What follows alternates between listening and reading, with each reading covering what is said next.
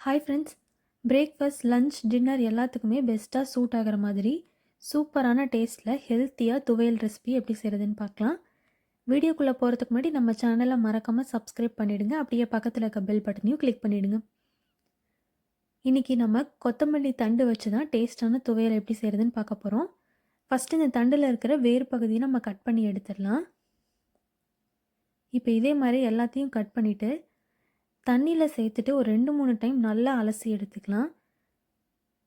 தண்டு பகுதியில் நிறையா மண் இருக்கும், அதனால் நல்லா 2-3 டைம் கழுவி எடுத்துக்கோங்க.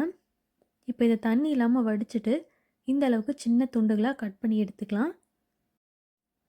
ஒரு கடாயில் 3 டேபிள் ஸ்பூன் அளவு எண்ணெய் சேர்த்துட்டு எண்ணெய் நல்லா சூடானதும் இது கூட 2 டேபிள் ஸ்பூன் கடலைப்பருப்பு, 2 டேபிள் ஸ்பூன் உளுந்த பருப்பு சேர்த்துக்கலாம். இந்த துவையல் ரெசிபிக்கு இது கண்டிப்பாக சேர்த்துக்கணும், அப்போ தான் நல்லா டேஸ்ட்டாக இருக்கும். இப்போ இது லைட்டாக கலர் மாறுற அளவுக்கு வறுத்துக்கலாம். இப்போ இது கூட 10 பல் போல் பூண்டு, 3 காஞ்ச மிளகாய் சேர்த்துருக்கேன். இந்த மிளகாய் ரொம்ப காரமாக இருக்கும், அதனால் நான் 3 சேர்த்துருக்கேன். நீங்கள் உங்கள் காரத்துக்கு ஏற்ற மாதிரி சேர்த்துக்கோங்க. இப்போ இது கூட 1 கப் போல் நறுக்கின வெங்காயம், கூடவே 1 கொத்து கருவேப்பிலை சேர்த்துருக்கேன். நீங்கள் சின்ன வெங்காயம் கூட சேர்த்துக்கலாம், டேஸ்ட்டாக இருக்கும். இப்போ இதை மீடியம் ஃப்ளேமில் வச்சுட்டு 1 நிமிஷம் போல் நல்லா வதக்கிக்கலாம்.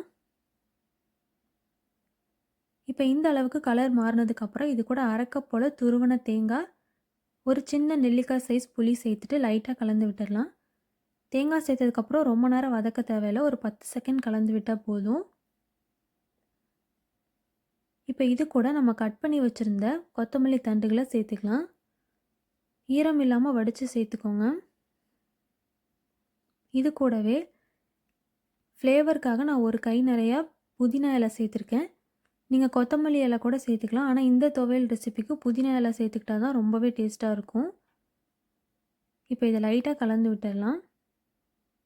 ஸ்லோ ஃப்ளேமில் வச்சுட்டு புதினா இலையெல்லாம் நல்லா சுருங்கி வர அளவுக்கு மட்டும் கலந்து விட்டால் போதும், ரொம்ப நேரம் கலந்து விட தேவையில்லை.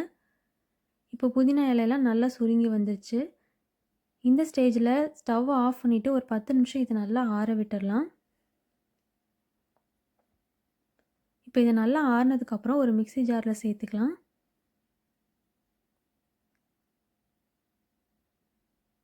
இப்போ இதுக்கு தேவையான அளவு உப்பு சேர்த்துக்கலாம்.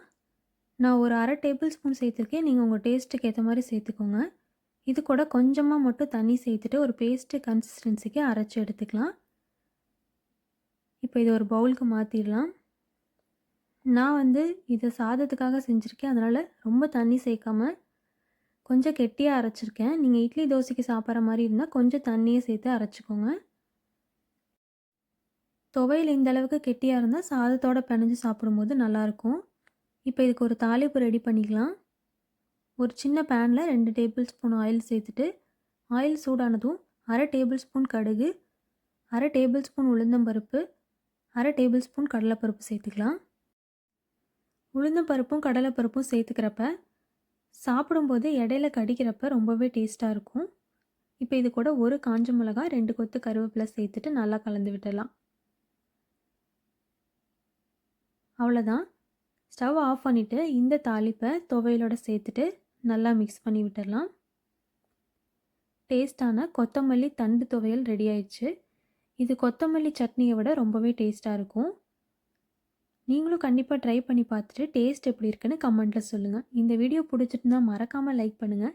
இந்த மாதிரி டேஸ்ட் அண்ட் ஈஸியான குக்கிங் ரெசிபிஸ் பார்க்குறதுக்கு நம்ம சேனலை மறக்காமல் சப்ஸ்கிரைப் பண்ணிவிடுங்க. நான் போடுற வீடியோஸ்லாம் உடனே பார்க்குறதுக்கு பக்கத்தில் இருக்க பெல் பட்டனையும் கிளிக் பண்ணிடுங்க. தேங்க்யூ ஃபார் வாட்சிங்.